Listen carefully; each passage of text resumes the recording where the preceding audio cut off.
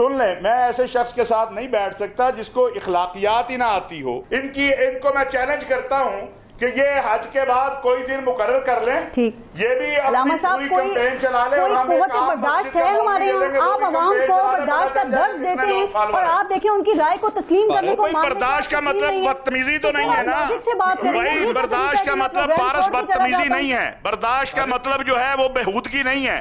برداشت کا مطلب گالی نہیں ہے کہ ایک شخص جس کو کوئی جانتا نہیں ہے وہ پورے پاکستان کے علماء اور مشائخ کو جو ہے وہ دیڑتا پھرے بیٹھ کے. وہ میں آپ کو بعد میں کچھ مثالیں دوں گا. پہلے مجھے وہ ایک تذکرۃ الرشید کی وجہ سے وہ یاد آ گئی وہ بات. طاہر اشرفی نے اپنی اس ویڈیو میں سائل الدین کو کہا کہ یہ بڑا بےہودہ ہے.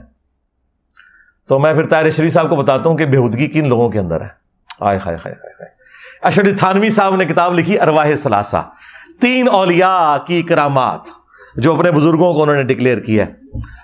ان میں قاسم نانوتوی، رشید احمد گنگوئی بھی شامل ہیں. تو وہ اس میں کہتے ہیں کہ ایک دفعہ کوئی مدرسے میں پروگرام تھا بڑے لیول کا.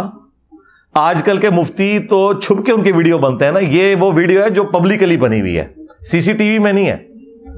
اور اس کے راوی ایک سکہ اور صدوق دیوبندی عالم اشرف تھانوی صاحب ارواح ثلاثہ میں لکھتے ہیں. وہ کہتے ہیں کہ جی ایک دفعہ کوئی مجمع تھا ہمارے مدرسے کے اندر، تو مولانا قاسم نانوتوی کو رشید احمد گنگوئی صاحب نے پبلکلی چرپائی پہ اپنے ساتھ لٹا لیا. ہاں اچھا لٹایا. اس کے بعد انہوں نے کروٹ اپنی ان کی طرف کی اور عاشق صادق کی طرح ان کے سینے پہ ہاتھ پھیرنا شروع کر دیا. یہ لکھا ہوا ہے، نہ لکھا ہوا مجھے پکڑ رہی ہو. اور اس کا وہی مطلب ہے جو آپ سمجھ رہے ہیں.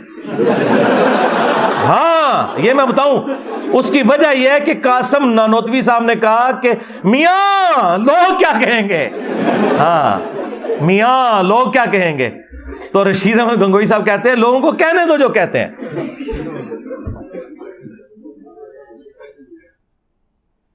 بزرگوں کے سینوں اور قبروں سے فیض لینے کے ہم قائل ہیں. جو المہند میں لکھا تھا، یہ سینے سے فیض اس طرح لیا جاتا ہے اور قبروں سے فیض بھی اسی میں لکھا ہوا ہے ارواح ثلاثہ میں کہ مرنے کے 6 سال کے بعد قاسم نانوتوی صاحب وہ جو میاں میاں کر رہے تھے کہ میاں لوگ کیا کہیں گے، جو اس کیس میں مفعول تھے، تو وہ مفعول جو ہیں وہ اپنی قبر سے نکلے اور دیوبند کے 2 مولویوں کی صلح کروا کے قبر میں واپس چلے گئے. خواب میں نہیں، بیداری میں.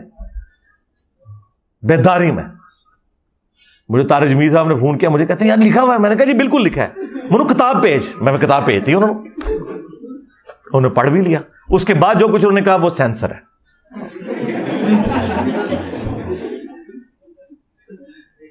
تو یہ 6 سال بعد قبر سے نکلے ہیں، لیکن چونکہ نکلنے والا دیوبندی تھا لہذا توحید ہے. اگر بریلوی نکلا ہوتا تو شرک ہوتا.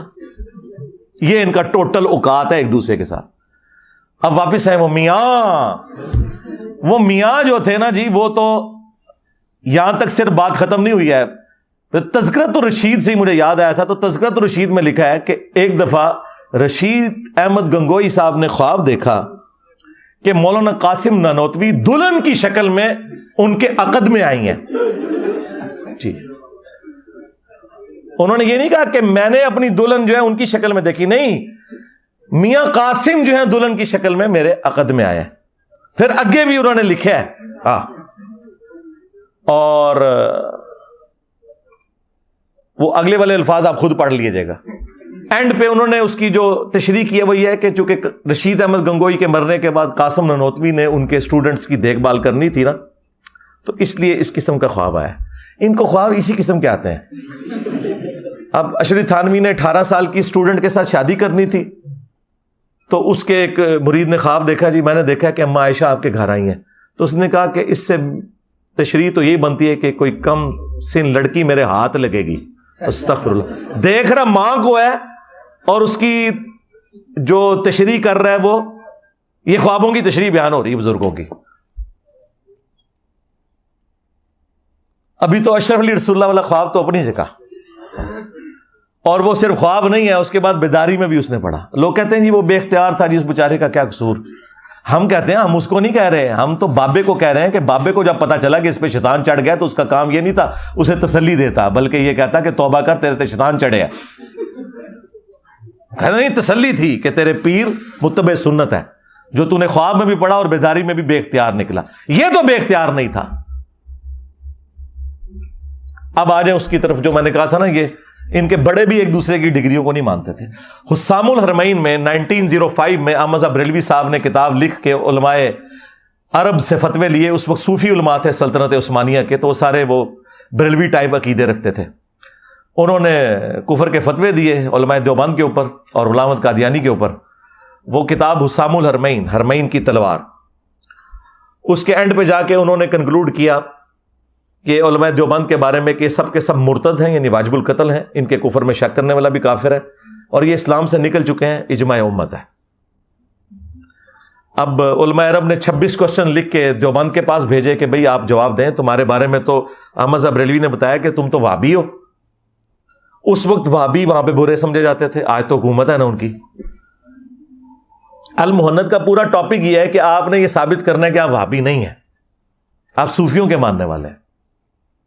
وہ 26 سوال لکھ کے بھیجے, کیونکہ اسی حسام الحرمین میں انہوں نے لکھا تھا چوتھا فرقہ وہابیہ شیطانیہ, جو شیطان لعین ابلیس کے پیروکار ہیں, جس طرح کے روافظ شیطان اطاق کے پیروکار ہیں. وہ دیوبند کو انہوں نے کہا یہ وہابیہ شیطانیہ فرقہ ہے. وہ دیوبند کو بھی وہابی اعلیٰ حضرت کہتے تھے نا. تو المہند میں انہوں نے اس کے جواب دینے شروع کیے. انہوں نے کہا ہمارا کیا لینا دینا وہابیوں کے ساتھ, وہابی تو گمراہ. اور پھر انہوں نے کہا ہم تو بزرگوں کے ماننے والے ہیں, ہم فروع کے اندر امام حنیفہ کے مقلد ہیں, اور عقائد میں ہم ماتریدیہ اور اشریہ ان کو فالو کرنے والے ہیں, اور سلسلہ تصوف میں ہم چشتیہ, نقشبندیہ, قادریہ, ساروں کا انہوں نے لکھا شروع. سٹارٹ تو ہے. سوال پوچھا گیا تسی ہے کہ انہوں نے نہ اللہ کا ذکر کیتا جے نہ رسول دا, سیدھے ہی سٹارٹ ہو جائے امام حنیفہ تو تے قادری چشتی تے ختم ہو جائے. پورے الفاظ میں کہیں ہے نہیں کہ ہم اللہ رسول کے ماننے والے ہیں. اور پھر اس میں انہوں نے کہا کہ یہ احمد رضا بریلوی ان کی جماعت ایک شیطانی لشکر ہے جو ہم پہ حملہ آور ہوا ہے, جس طرح کے شیاطین حملہ آور ہوتے تھے انبیاء کے اوپر. یہ علماء دیوبند رضی اللہ عنہم پر حملہ آور ہوا ہے. احمد رضا بریلوی ان کی جماعت شیطانی لشکر, کافر ہی کہا نا, ظاہر ہے انبیاء کے اوپر جو شیاطین حملہ آور ہوتے تھے وہ کوئی مسلمان تو نہیں ہوتے تھے, کافر ہوتے تھے. پھر انہوں نے کہا آپ نے بات کی محمد بن وہاب, ہم محمد بن عبد الوہاب ان کی جماعت کو خوارج کی ایک جماعت سمجھتے ہیں, اور ہمارا وہی نظریہ جو ابن عابدین شامی نے فتاوی شامی میں لکھ دیا ہے رد المختار در مختار کے حاشیے میں, کہ یہ خوارج کی ایک جماعت ہے. آج ریالوں کے چکر میں دیوبند اور وہابی اکٹھے ہوئے ہیں. ایون امام کعبہ کئی بار دیوبند مدرسے میں بھی جاتا ہے, حالانکہ وہ ان کو مجدد مانتے ہیں اس وقت کے علماء عرب بھی, محمد بن عبد الوہاب کو. اور یہ کہہ رہے ہیں یہ خوارج کی جماعت ہے جو شیطان کا سینگ بخاری مسلم میں آیا تھا نا, وہ کہتے ہیں یہ ہے وہ نکلا ہے جو آج چندوں کے چکر میں, ریالوں کے چکر میں ایک ہو گئے. اور بریلوی, احمد رضا بریلوی صاحب بھی, ان کے ماننے والے بھی ان کو خوارج ہی سمجھتے ہیں. جال حق میں مفتی احمد یار خان نعیمی صاحب نے سیم وہی رد المختار کی عبارت نقل کی ہے. یہ تو ذرا ایک بعد میں ان کا تھوڑا آپس میں اختلاف ہو گیا, ادروائز یہ دونوں ایک ہی ہیں پیچھے سے. امداد اللہ مہاجر مکی بابا ہے بریلویوں کا بھی دیوبندیوں کا بھی.